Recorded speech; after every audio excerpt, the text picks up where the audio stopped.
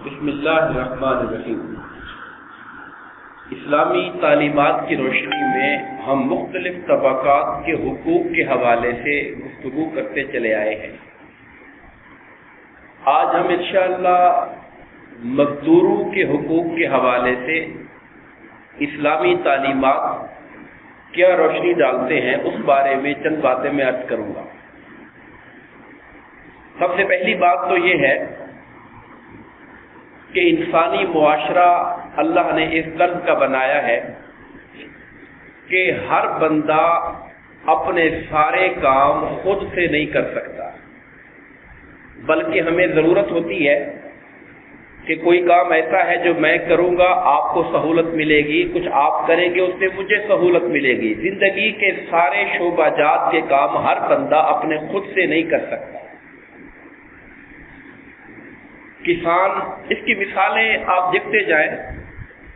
ہمیں گندم آٹے کی ضرورت ہے، یہاں شہر میں رہنے والے ہم گندم نہیں اگا سکتے، گندم دیہات میں کسان اگاتا ہے وہ ہم تک پہنچتی ہے۔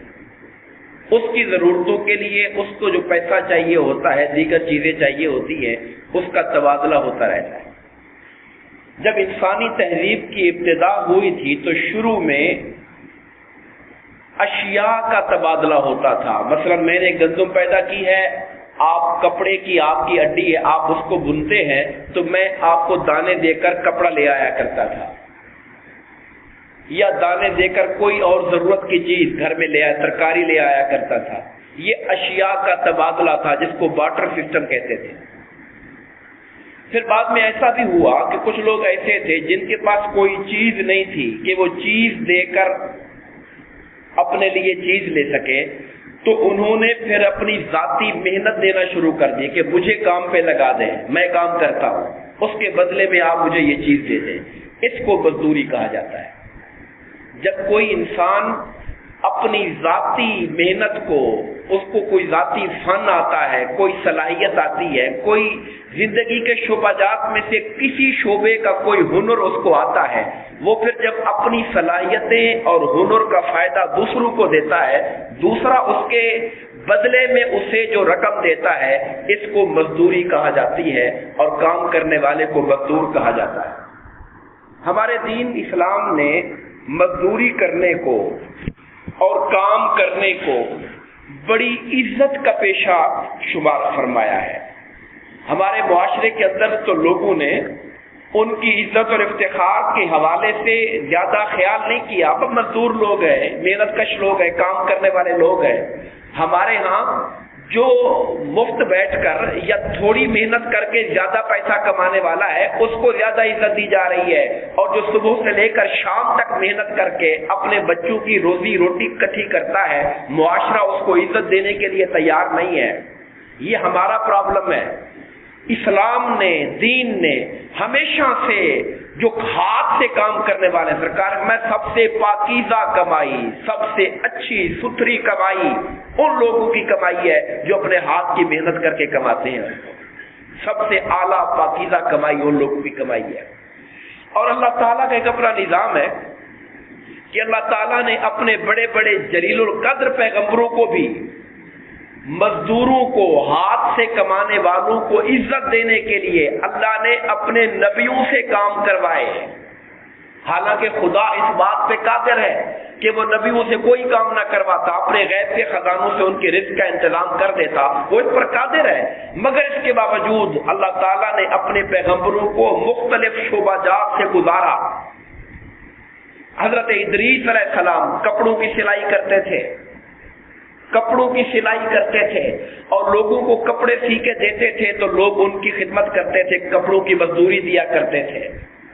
حضرت داؤد علیہ السلام لوہے کا کام کرتے تھے، اور لوہے کو پگھلا کر، یہ اللہ نے ان کو معجزہ دیا تھا، بھٹیوں کا زمانہ نہیں تھا، اللہ نے ان کو معجزہ دیا کہ ان کے ہاتھوں میں لوہا نرم ہو جایا کرتا تھا، اور وہ اس سے لوہے کا جو لباس ہوتا ہے، جنگی لباس، زیرہ وغیرہ، خود وغیرہ، اور جو ڈھالیں ہوتی ہیں، وہ اس سے جنگی سامان کو بنایا کرتے تھے۔ اور میرے آقا کریم علیہ السلام نے فرمایا کہ بہترین کمائی ہاتھ کی کمائی ہے، اور حضرت داؤد علیہ السلام اپنی ہاتھ کی کمائی سے کھایا کرتے تھے۔ حالانکہ وہ بادشاہ تھے، داؤد علیہ السلام اپنے زمانے کے بادشاہ تھے، مگر بادشاہ ہو کر بھی خدا نے ان کو روزی روٹی کے لیے یہ جو لوہے والا کام ہے، لوہار والا کام ہے، یہ کام ان کے سپرد فرمایا تھا۔ اور پھر ایک بات سرکار نے فرمائی صلی اللہ علیہ وسلم کہ اللہ کا کوئی نبی ایسا نہیں گزرا جس سے اللہ نے بکریاں چروانے کا کام نہ لیا ہو۔ حیرانی کی بات ہے، اللہ کا کوئی نبی بھی ایسا نہیں گزرا جس سے اللہ تعالیٰ نے بکریاں چرانے پہ نہ لگایا ہو۔ کیوں؟ کہ بکریاں چرانا مشکل کام ہوتا ہے، بھیڑیں چرانا آسان کام ہے، ایک بھیڑ کے پیچھے باقی بھیڑیں چل پڑتی ہیں، اس لیے کہتے ہیں بھیڑ چال لگی ہوئی ہے۔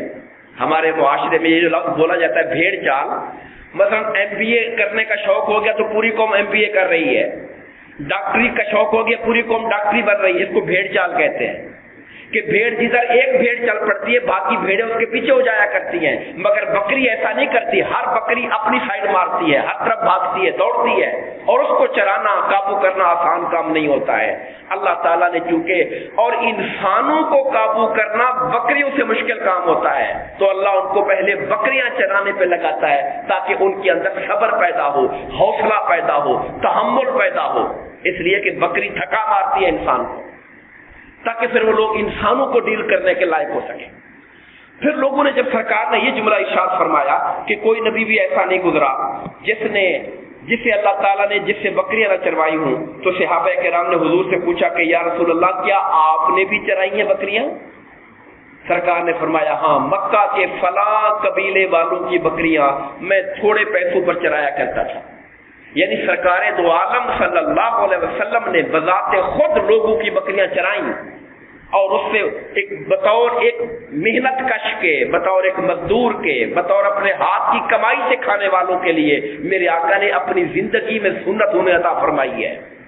اور ایک بار صحابہ کہتے ہیں ہم ایک سفر میں ایک جنگل سے گزرے، وہاں پر پیلو لگے ہوئے تھے، پیلو، تو سرکار نے کہا جو کالے کالے ہیں وہ چن کے کھاؤ، وہ میٹھے ہوتے ہیں۔ صحابہ نے کہا آقا لگتا ہے کہ آپ نے پہلے کبھی اس طریقے سے کیا؟ فرمایا ہاں، میں بکریاں چراتا تھا تو جو کالے کالے پیلو ہوتے تھے وہ بڑے مزے کے ہوا کرتے تھے، تم بھی ان کو توڑ کے کھایا کرو۔ تو حضور نبی کریم علیہ الصلوۃ والسلام نے اپنے اسوہ سے، اپنے کردار سے، ہاتھ سے کام کرنے والوں کو وہ عزت اور مقام عطا فرمایا ہے کہ رہتی دنیا تک کوئی ہاتھ سے کام کرنے والے کو کوئی بندہ ان کی تذلیل اور تحقیر نہیں کر سکتا، وہ بھی سینے پہ ہاتھ مار کے کہے گا کہ میں بھی سنت مصطفیٰ کو ادا کر رہا ہوں صلی اللہ علیہ وسلم۔ ایک حدیث پاک کا ذکر اور کرنا چاہتا ہوں۔ سرکار کی بارگاہ میں کچھ لوگ حضور سے ملاقات کے لیے آئے، ایک بندے نے آ کے جب حضور کو ہاتھ ملایا، مصافحہ کیا، تو اس کا ہاتھ بڑا سخت پتھر جیسا تھا۔ آپ جانتے ہیں کہ جو ہاتھ سے محنت کرتے ہیں ان کے ہاتھوں کی کیفیت کیا ہوتی ہے، اور ہم جیسے جو قلم کتابیں پڑھنے والے ہیں ان کے ہاتھ کس طرح ہوتے ہیں۔ تو جب سرکار کو ہاتھ ملایا تو اس کے ہاتھ کھردرے اور سخت تھے۔ سرکار نے فرمایا کیا کام کرتے ہو تم؟ کہنے لگا یا رسول اللہ میں لوہار کا کام کرتا ہوں، ہتھوڑا چلاتا ہوں۔ میرے آقا نامدار نے اس کے ہاتھ کو چوم لیا اور کہا یہ وہ ہاتھ ہے جو محنت سے روزی کمانے والا ہاتھ ہے۔ اس کے ہاتھ کو مصطفیٰ نے چوم لیا عزت دینے کے لیے کہ ہاتھ سے کام کرنے والے لوگ بھلے زندگی کے کسی شعبے کے بھی لوگ ہوں، ان کی عزت ہونی چاہیے۔ جہاں تک حقوق کا تعلق ہے، یاد رکھیے سب سے پہلا حق تو یہ ہے مزدور کا کہ اس سے جو کام لیا جائے اس کی مزدوری پہلے طے کر لی جائے، اس لیے کہ اگر آپ طے نہیں کریں گے اور بعد میں اپنی مرضی سے دیں گے اس سے ایک اختلاف پیدا ہوگا، وہ سمجھے گا کہ میرا زیادہ حق ہے، آپ کہیں گے نہیں اس کے اتنے بنتے ہیں، تو جھگڑا نزاع پیدا ہو جائے گا۔ ایک بات۔ دوسری بات یہ فرمائی کہ جو مزدوری طے ہو جائے وہ کام کے ختم ہونے پر فوری طور پہ ادا کی جائے۔ کہا گیا کہ اس کا پسینہ خشک ہونے سے پہلے اسے اس کی مزدوری دے دی جائے۔ ہمارے ہاں تو بعض ایسے لوگ ہیں کہ بندہ مزدوری کر چھوڑتا ہے، مزدوری مانگتے مانگتے پسینہ نکل جاتا ہے بندے کا، لوگ دینے کے لیے تیار نہیں ہوتے ہیں، اس کو اتنے چکر دلوا رہے ہوتے ہیں، کل آ جانا، پرسوں آ جانا، دیکھتا ہوں فلاں کر رہا ہوں، یہ کر رہا ہوں۔ تو یہ فرمایا سرکار نے جملہ فرمایا کہ اس کا پسینہ خشک ہونے سے پہلے اسے اس کی مزدوری دے دی جائے۔ اور تیسرا حق یہ دیا کہ فرمایا کہ یہ جو مزدور طبقہ ہے، تمہارے کام کرنے والے لوگ ہیں، یہ تمہارے بھائی ہیں، انہیں اپنے مرتبے کا سمجھو، یہ تمہارے بھائی ہیں۔ فرمایا جو خود کھاتے ہو وہ ان کو کھلاؤ، جو خود پہنتے ہو وہ ان کو پہناؤ اور ان کو اتنا کام کرنے کو دو جتنی وہ طاقت رکھتے ہیں، ان کی طاقت سے زیادہ بوجھ نہ ڈالو، اگر زیادہ مشکل کام ہو تو خود ان کے ساتھ تعاون کرو، ان کے ساتھ ان کی مدد کرو، یا ایک مزدور کا کام نہیں ہے 2 مزدور لگاؤ، کسی ایک پر اتنا بوجھ نہ ڈالو جو انسانی طور پر بوجھ وہ اٹھایا نہیں جا سکتا ہے۔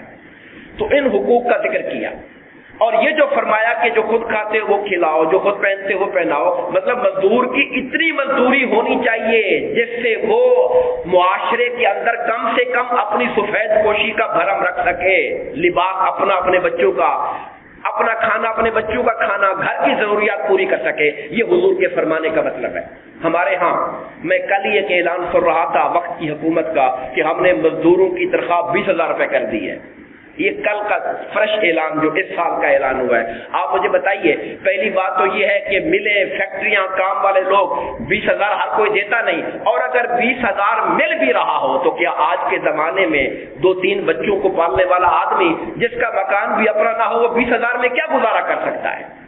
تو یہ وہ چیزیں ہیں جس کو سوچنے کی ضرورت ہے۔ میں آخری بات یاد کرتا ہوں، ہمارے خلیفہ اول حضرت سیدنا صدیق اکبر رضی اللہ تعالیٰ عنہ جب خلیفہ بنے، خلافت کی بیعت لینے کے بعد اگلا دن آیا تو آپ نے چھابڑی کے اندر کپڑے رکھے ہوئے تھے۔ اب ذرا سنیے خلیفہ اول کا روزگار کیا تھا۔ آپ کپڑے بنتے تھے اور کپڑے بن کر چھابڑی میں رکھ کر پھیری لگا کے بیچا کرتے تھے۔ خلیفہ اول سیدنا صدیق اکبر رضی اللہ تعالیٰ عنہ پھیری لگا کے بیچا کرتے تھے۔ تو آپ نے اگلے دن خلیفہ بننے کے بعد گٹھڑی اٹھائی اور روانہ ہونے لگے۔ عمر فاروق رضی اللہ عنہ نے دیکھا کہ جناب آپ کدھر جا رہے ہیں؟ انہوں نے کہا کہ میں جو اپنا کام کرتا ہوں، کپڑے بیچتا ہوں، یہ کرنے جا رہا ہوں۔ کہنے لگا اگر آپ کپڑے بیچنے کو نکل گئے، پیچھے کسی کا جھگڑا ہو گیا، فیصلہ کون کرے گا؟ کسی اور ملک کا کوئی ملنے والا سفیر آیا تو ملاقات کون کرے گا؟ انہوں نے کہا اگر میں یہ کام بیٹھ کے کروں گا تو میرے بچوں کو کھانا کون کھلائے گا؟ ان کی روزی روٹی کا انتظام کیسے ہوگا؟ عمر نے کہا ہاں یہ بات آپ کی ٹھیک ہے، ہم اس پر مشورہ کرتے ہیں۔ انہوں نے صحابہ کرام جو بڑے بڑے تھے ان کو اکٹھا کیا اور اکٹھا کر کے مشورہ کیا کہ ابو بکر تو اپنا کام کرتا ہے، اپنی مزدوری کرتا ہے، کپڑا بیچتا ہے، اب وہ ہمارا امیر ہو گیا ہے تو اس کے لیے روزی روٹی کا کیا انتظام کریں؟ لوگوں نے کہا مدینہ کے مزدور کو جو اجرت ملتی ہے، مدینہ میں مزدوری کرنے والا مزدور جو اپنی دہاڑی لیتا ہے، مزدوری کرتا ہے، اتنا ابو بکر رضی اللہ تعالیٰ عنہ کو بھی دے دیا جائے، کیونکہ وہ مسلمانوں کا کام کر رہے ہیں تو مسلمانوں کی جو دولت ہے بیت المال اس میں سے ان کو اتنی دے دی جائے۔ تو آپ نے ایک جملہ فرمایا کہ ٹھیک ہے جو تم مجھے دے رہے ہو یہ ٹھیک ہے، لیکن اگر میرا اتنے پیسوں میں گزارا نہ ہوا تو میں مدینہ کے مزدور کی دہاڑی کو بڑھا دوں گا، کیونکہ میرا اگر گزارا نہیں ہو رہا ہے تو مزدور کا گزارا کیسے ہو سکتا ہے؟ یہ وہ چند باتیں تھیں جو میں نے آپ کے سامنے مختصر وقت میں رکھی ہیں۔ دعا فرمائیے اللہ تبارک و تعالی ہم سب کو تعلیمات دین کو ہر پہلو سے سمجھنے اور اپنی زندگی میں عمل کرنے کی توفیق عطا فرمائے۔ آمین۔ وما علینا الا البلاغ۔